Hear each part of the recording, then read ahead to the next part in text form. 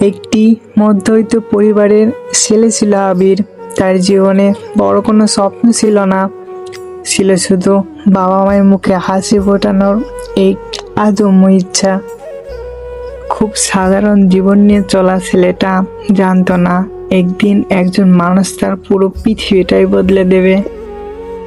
College জীবনে এক সাধারণ সকালে তার পরিচয় হয় তানিশার সাথে।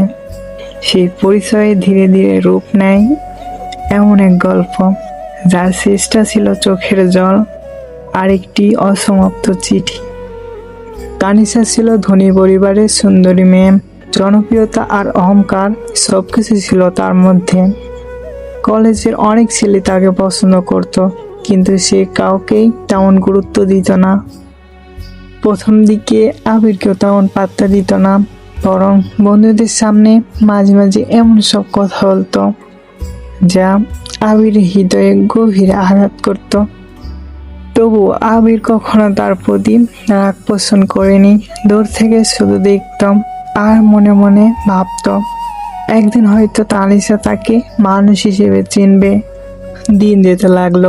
একদিন হঠাৎ তানিশার জীবনে এমন একটি ঘটনা ঘটলো যখন সবাই তার পাশ থেকে সরে গেল, কিন্তু একজন মানুষ তার পাশে দাঁড়িয়ে রইল। সে ছিল আবির।